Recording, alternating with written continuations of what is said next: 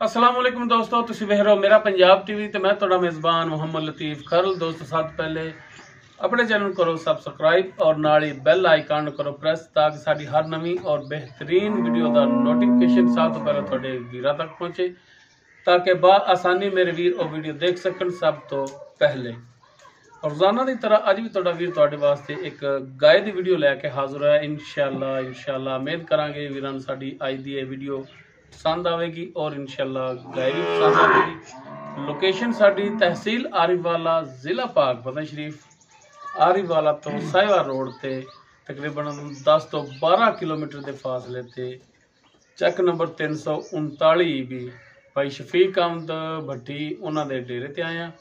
भाई शफीक का लेने नंबर ताकि अगर किसी वीर दे दोस्त दे गाय पसंद आ जाती है डायरैक्ट मालका नाल रेट दे मामला तय कर सको और लोकेशन ते आके वीर जानवर अपना चेक करके ले जा सकन।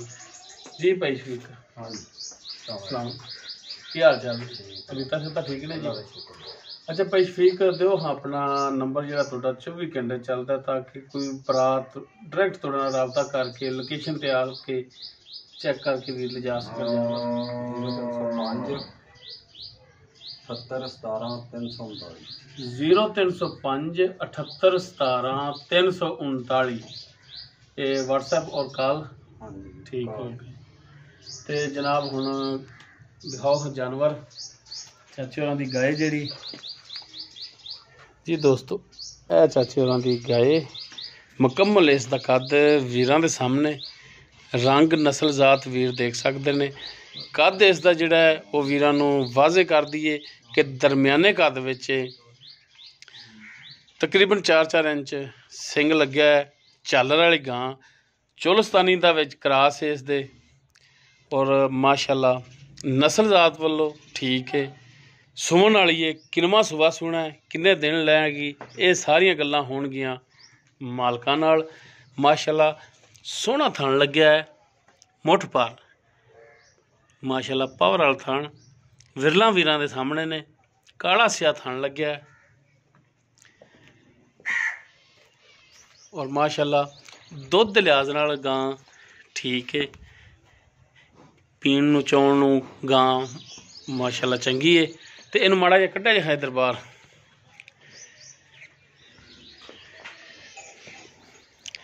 ताकि वीर गाय का टुरन फिरन भी देख लैन, तसल्ली कर लैन।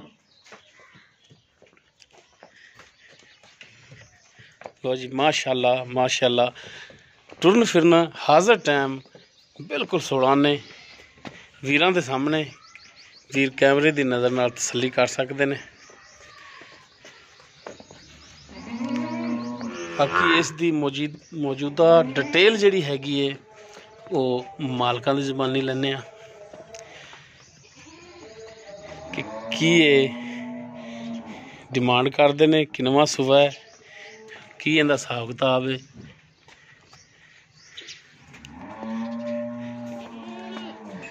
बनो जी चाचा जी,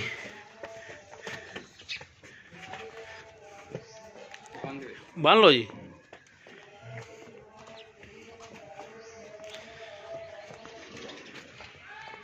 चाचा जी बन लो, तुसी खड़ोवोगे तो असीं तुहाडे तो पुछांगे, तुसी अगे अगे असीं पिछे पिछे।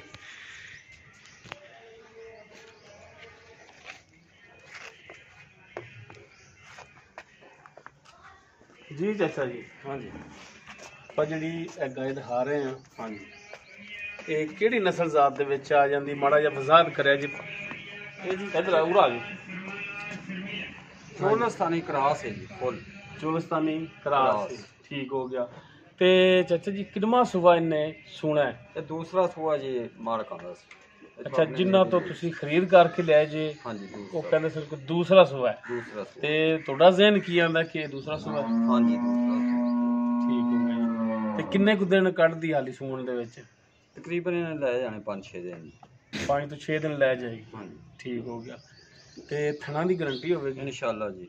ਕੋਈ ਛੱਟਾ ਫਾਰ ਗੱਲ बिल्कुल ਕੋਲੋਣੀ नहीं, ਥਣ ਵੱਧ ਘੱਟ बिल्कुल को नहीं जी। ਪਸਮਾ 'ਚ ਫਰਕ ਹੋਇਆ, हाँ जी, हाँ जी, ਦੋਹਰਾ ਪਸਮਾ ਕਰਦੀ ਹੋਵੇ, हाँ जी, ਇਹ ਜਨਾਬ ਜਾਨਵਰ ਤੁਹਾਡਾ ਹੋਣਾ। हाँ जी, इंशाल्लाह ਇਹ ਗੱਲਾਂ ਰਿਕਾਰਡ ਹੋ ਰਹੀਆਂ। अल्लाह खैर करूँ जी। ठीक है जी।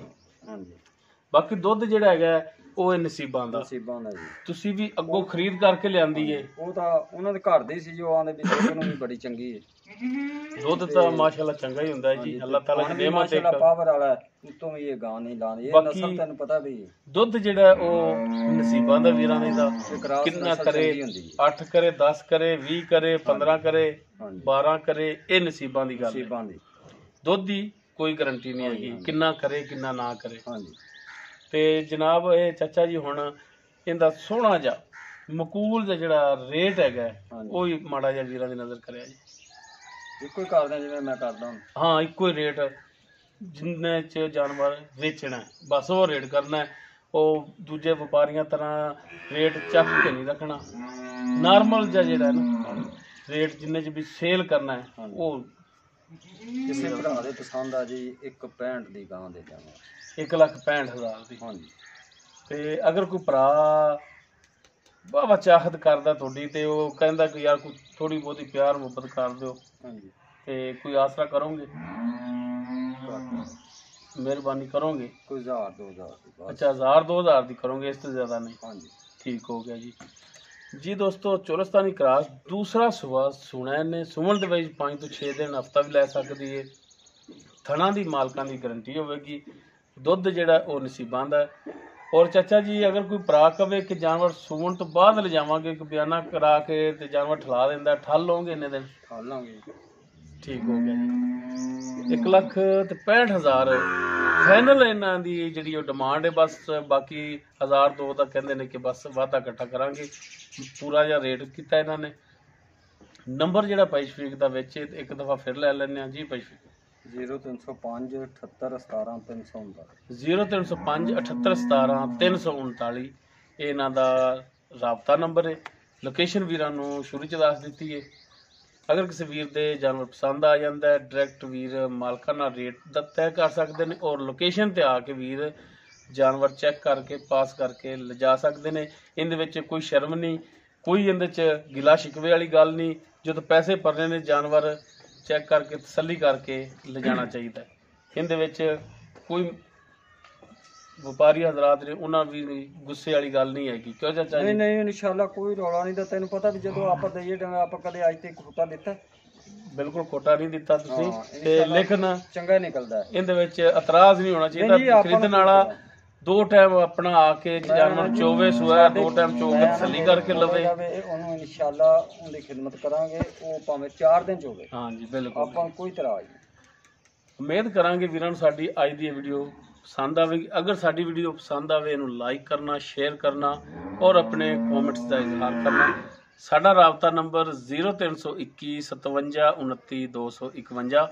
ਇਸ ਦੇ ਨਾਲ ਹੀ ਆਪਣੇ ਮੇਜ਼ਬਾਨ ਮੁਹੰਮਦ ਲਤੀਫ ਖਰਲੂ ਦੇਵੋ ਇਜਾਜ਼ਤ। इंशाअल्लाह बशर्ते ज़िंदगी मिलांगे एक नवी और बेहतरीन वीडियो नाल। अल्लाह हाफ़िज़।